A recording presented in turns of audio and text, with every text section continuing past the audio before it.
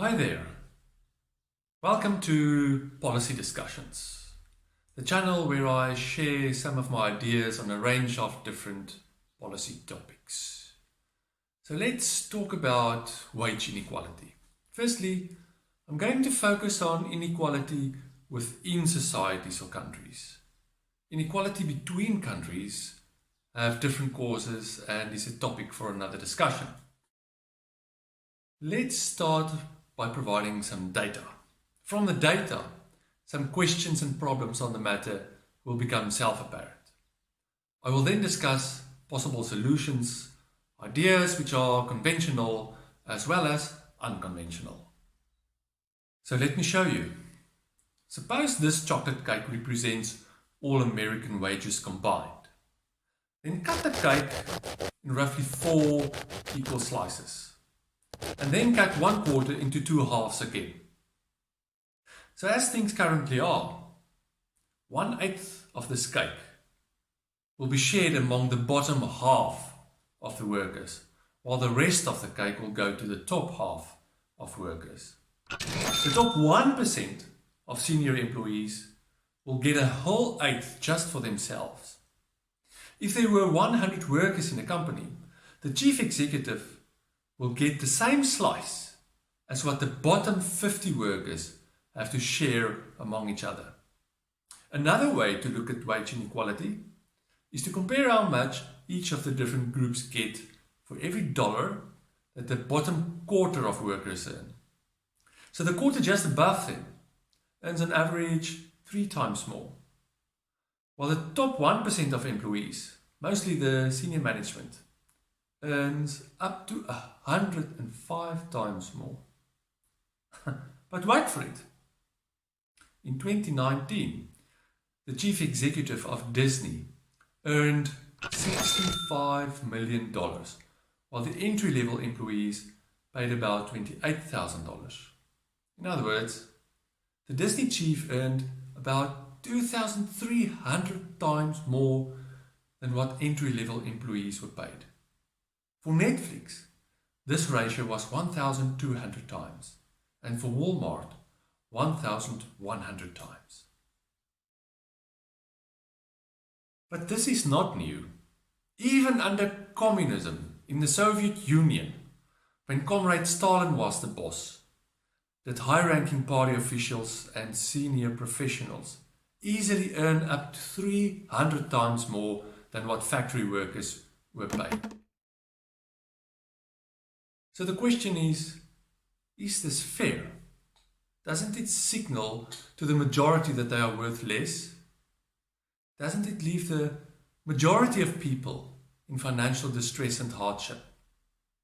In my mind, a company needs both the cleaners and the management, just like your body needs both your brain and your kidneys. Of course, these top bosses have excuses to defend their fabulous salaries.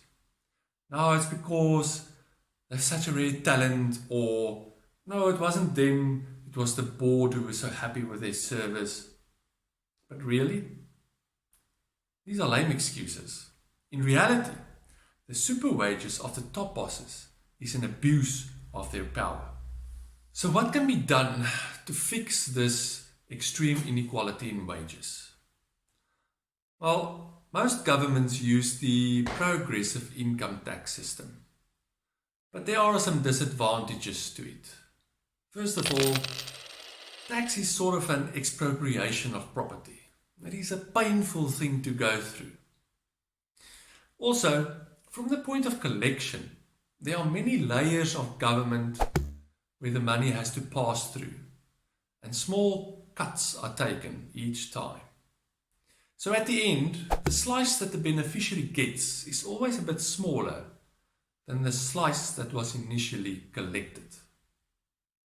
And lastly, it gives politicians a lot of power, because they are now the ones who dish out the money. And a lot of power in few hands is never such a good idea. So, are there any alternative ways to distribute wages more fairly? Well, I've got 2 ideas. Both of them rest on the principle of spreading power. The first idea is to prescribe by law that all levels of employees should be represented on the wage committee of any firm. These employees will then ensure that worker salaries are not too far below that of management. Another more direct idea, which I favor, is to chain the total wages of the highest paid employee to that of the lowest employee within a specific firm. In other words, the law can prescribe that no employee in a company may be paid more than, say, 5 times what any other employee in the same company is paid.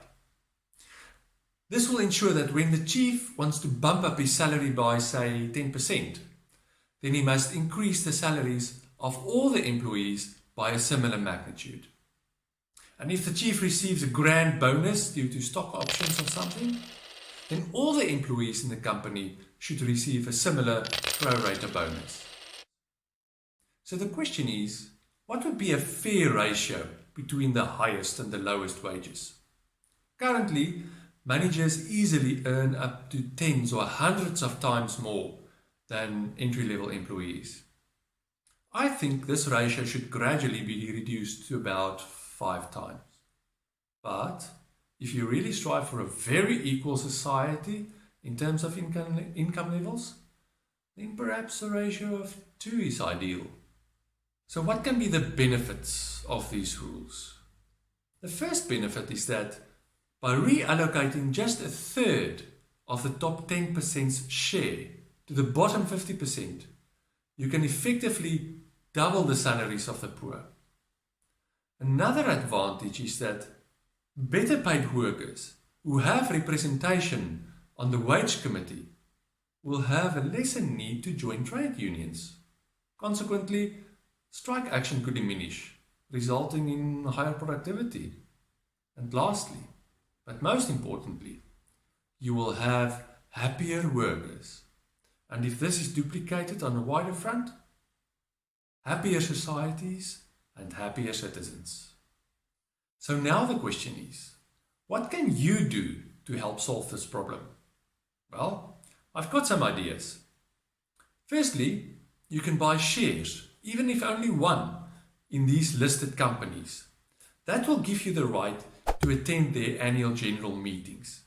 At these meetings, you can put a motion on the table to curb the wage difference between the employees.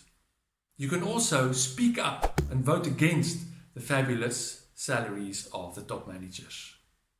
Another thing you can do is to join your mainstream political party, where you can campaign to put these sort of ideas on their agenda.